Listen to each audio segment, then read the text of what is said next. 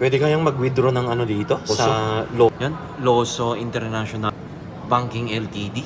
Mag-withdraw ko ng 100. Try na natin, no? Pinasok ko na dyan. Transaction being processed na yung ATM. Then yung susunod dito, yung PIN mo.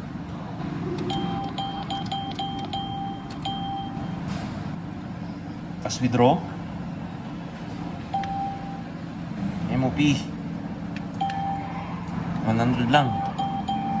Try lang natin kung maka-withdraw tayo, no? Enter na natin. Transaction being processed, please wait. Ito po yung klase ng ATM dito sa may Loso International Banking Ltd. Last option, record. Yan. Naka-withdraw tayo ng 100 dito sa Loso International Banking Ltd. Pwede pala tayo maka-withdraw.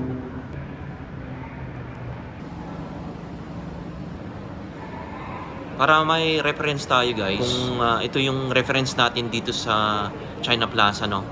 Start tayo sa first floor. Pero tayo yung first floor, guys, ito po yung pag kumukuha ka ng police clearance dito sa China Plaza. First floor po siya. Nandito po yon yung sa letter. Yung first floor, pag kumukuha ka ng police clearance, Digital Library Macau Corporation Limited. Ito alam to, kasi Chinese. Paki-screenshot mo na lang to. Tapos i-Google Translate mo na lang. Ito yung mga company dito. Ito po yung company dito sa first floor, no? Na makikita po natin dito sa China Plaza. Para meron tayong idea kung pupunta ka dito sa building. Dito ka papasok. Papasok ka dito. Tapos ito yung mga elevator papunta sa taas. Ito naman yung second floor at saka third floor, no? Ito yung so ito yung hindi ko alam to kung ano to. Parang government properties. Ito yung Asia Insurance.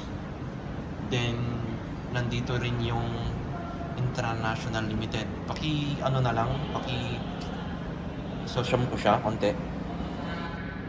Yan, para ito yung first floor at saka second floor, third floor yan.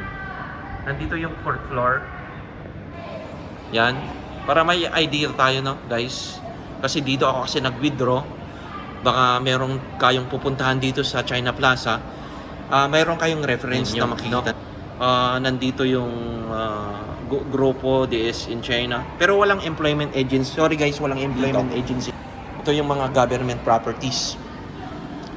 DBS, ito yung 6th floor. Yan, 6th floor siya.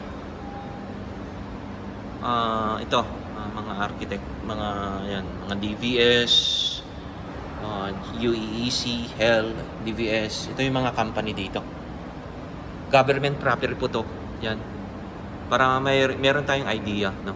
Pag pupunta ka sa China Plaza. Second floor. Yan. Hanggang 22 floor. Post health spa. Kung gusto mong paglabas dito naman sa kabila, travel agency 'yon. Kung gusto mong mag-travel sa ibang bansa, nandito lang 'yon. Itong agency na to. Paglabas mo dito, para may reference tayo, paakyat ka lang dyan, mayroon kang pagkukuha ng police clearance sa taas. Dito ka kadadaan. Paglabas mo dito, Boss Health Spa, dito ka Yan. Paglabas mo, ay makikita mo dito, place na to. Yan.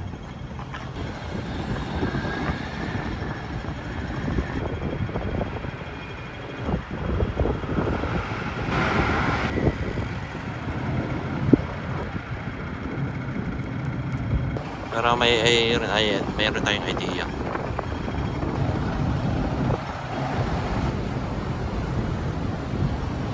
Para makita ninyo.